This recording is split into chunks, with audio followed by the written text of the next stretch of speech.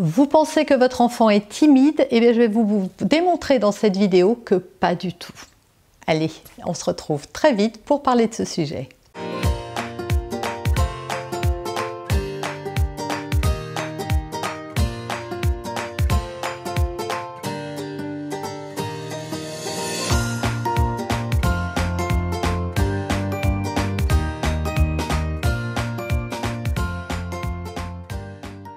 Bonjour, je suis Noémie de Saint-Cernin, votre coach en développement personnel et en parentalité. On va parler timidité.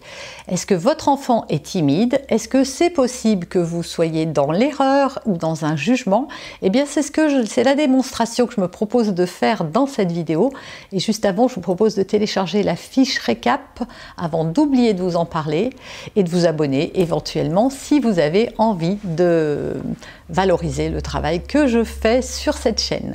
Alors, votre enfant est-il timide? Eh bien non, voilà, non, et je vais vous en faire la démonstration. Votre enfant n'est pas timide, il s'agit d'une étiquette, d'un jugement qu'on a déposé sur lui. Ça peut être vous, ça peut être d'autres gens, et peut-être que plein de gens sont d'accord pour dire que votre enfant est timide, mais en réalité, des enfants timides, ça n'existe pas.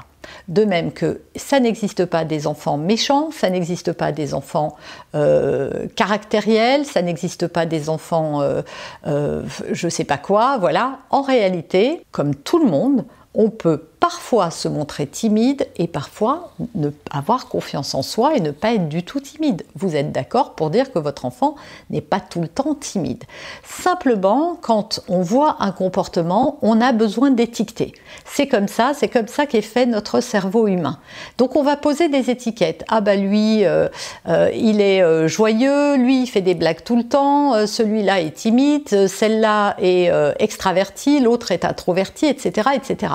Et donc on colle comme ça des étiquettes plein le front de nos enfants. Et il faut savoir que plus on dit quelque chose et plus on renforce ce comportement chez l'autre.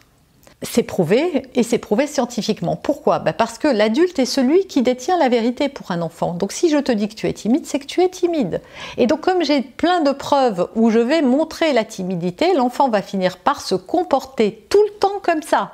Et donc au bout d'un moment, évidemment, il aura toutes ces caractéristiques-là. Donc je vais vous donner un petit peu, déjà je vais vous raconter une petite histoire. J'ai 3 enfants. Et j'en ai une qui est la deuxième, celle du milieu, qui avait évidemment, Marie, pour la citer, était plus réservée que sa sœur. Que sa sœur plus jeune, où elles ont moins d'1 an d'écart et où on faisait tout de suite des comparatifs. Alors là, quand en plus les enfants ont l'air d'avoir à peu près le même âge, on les compare encore plus facilement. Donc il y en avait une quand je recevais des amis, par exemple à dîner. J'en avais une qui déboulait l'escalier et qui se jetait dans les bras de tout le monde, y compris de personnes qu'elle n'avait jamais vues de sa vie, et qui se mettait sur les genoux, qui venait discuter, voilà. Et puis j'avais l'autre qui parfois ne descendait jamais, et quand elle descendait, elle se cachait, vous savez, quand il se cache derrière vos jambes comme ça, elle n'allait pas vers les gens, etc. Et les gens me disaient, elle est timide. Eh bien, règle numéro 1, reprenez systématiquement les gens qui pose une étiquette à votre enfant. Alors comment on fait? Parce que votre enfant, votre parole à vous sera toujours plus importante que celle des autres. D'abord parce que vous passez plus de temps avec lui et que vous êtes son parent. Donc vous êtes la personne de référence pour votre enfant. En tout cas jusqu'à un certain âge. Et donc moi ce que je disais aux gens, je disais « Ah non, pas du tout, Marie n'est pas timide. Marie a besoin de plus de temps. Marie est plus réservée. Marie a besoin de se familiariser. » Voilà, je corrigeais systématiquement, je disais non. Eh bien aujourd'hui, Marie a 17 ans au moment où je fais cette vidéo et plus personne ne dirait qu'elle est timide. Plus personne au monde ne le dit. Et je suis fondamentalement persuadée que si j'avais entretenu ce mythe de « elle est timide », eh bien je n'aurais pas une enfant qui se comporterait de la même façon. Alors bien sûr, elle n'est pas devenue pom-pom-pidou, mais oui, elle est très à l'aise avec les autres, elle vient dire bonjour maintenant, elle a plein de copines, elle est assez volubile. En tout cas, on ne voit plus cette timidité. On voit de la réserve, hein, c'est une enfant qui voilà, qui n'est pas expansive, qui est quelqu'un de plutôt calme et serein. Donc ça donne plutôt cette image-là aujourd'hui. Vous voyez, ce qu'on voyait comme de la timidité donne plus une posture beaucoup plus carrée, rangée, voilà.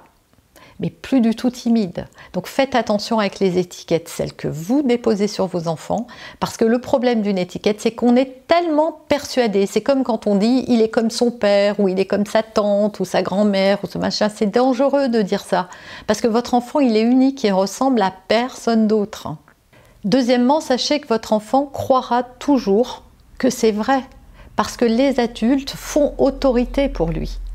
Tant qu'ils sont petits, depuis qu'il est petit, vous lui avez appris des tas de choses. C'est vous qui lui dites qu'il faut tenir sa cuillère comme ça, qu'on fait comme ça pour faire ça. Vous lui avez appris des tas de choses.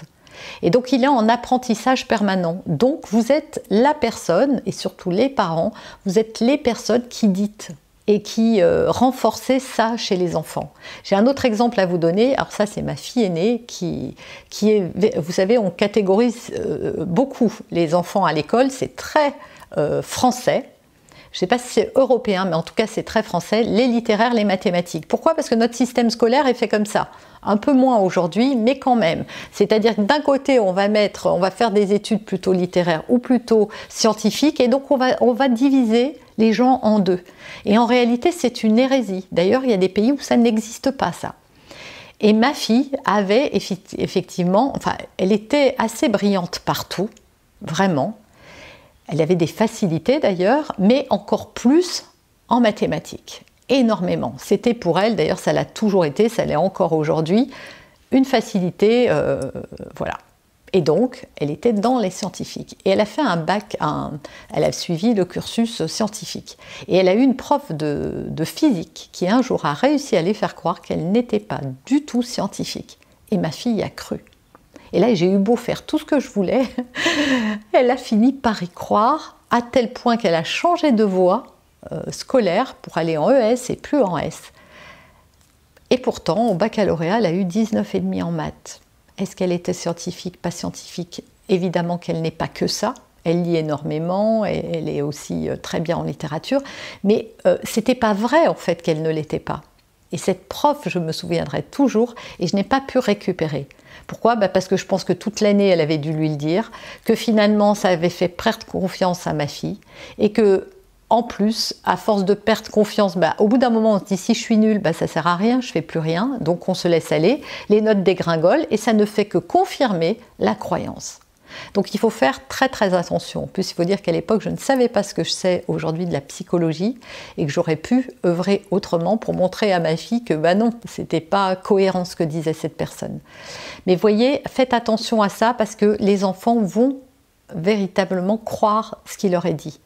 Troisièmement, n'oubliez jamais que votre parole est plus importante que celle des autres. C'est ce que je vous ai dit tout à l'heure, mais c'est fondamental, là, je veux vraiment insister là-dessus. Qu'est-ce que ça veut dire? Ça veut dire que vous arriverez toujours à avoir un poids plus important que ce que les autres disent. Et ça, c'est très, très important, puisque ça veut dire que si les croyances ou les étiquettes viennent d'ailleurs, vous allez pouvoir les édulcorer et revenir là-dessus avec votre enfant en disant enfin, timide, pas du tout. Ça veut dire quoi d'abord, timide?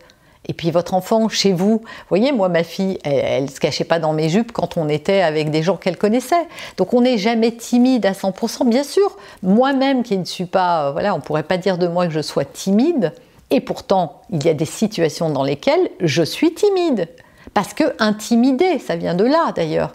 Et donc oui, si je me retrouve dans une certaine configuration, intimidée, je vais avoir un comportement plus timide.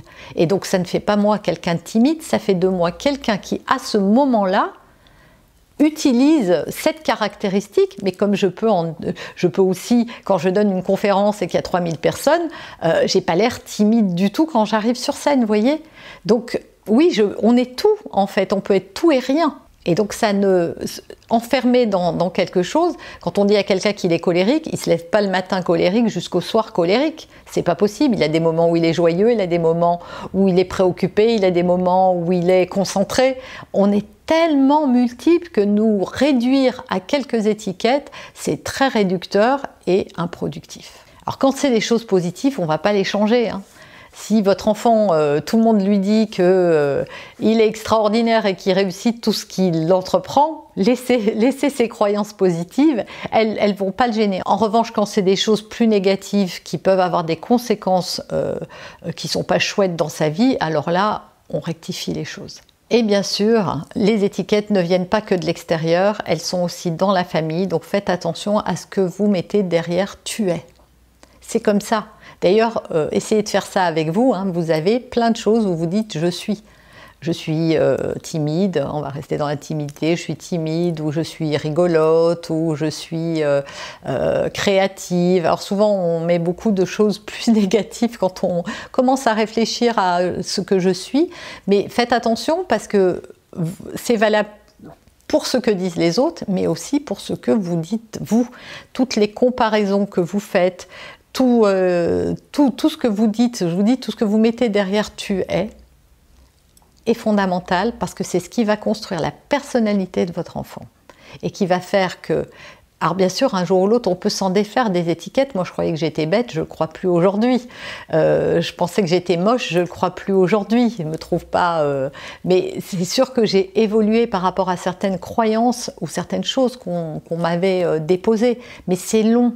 Et ça colle à la peau, et ça peut coller à la peau pendant des années. Quand j'accompagne des adultes et qu'elles se libèrent de certaines de leurs croyances, je vois un petit peu tous les dégâts, elles mesurent un peu tous les dégâts que ça a pu produire dans leur vie d'avoir cru certaines choses qui n'étaient pas vraies.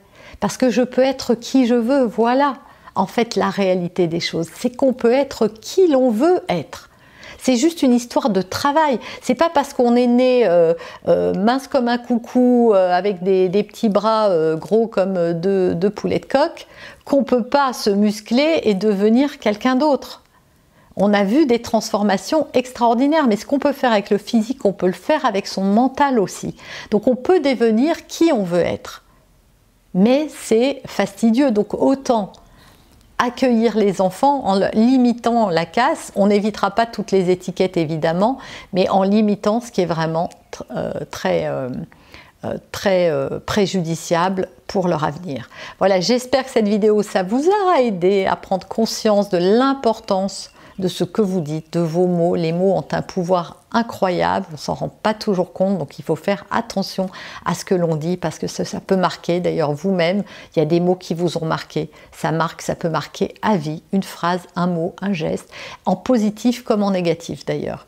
Donc n'oubliez jamais ça et essayez autant faire se peut de limiter les étiquettes à l'égard de vos enfants. Si vous avez aimé cette vidéo, c'est le moment de me le dire dans les commentaires par exemple, de mettre une petite levée de pouce, de vous abonner si ce n'est pas déjà fait, et moi je vous retrouve très vite pour un prochain sujet.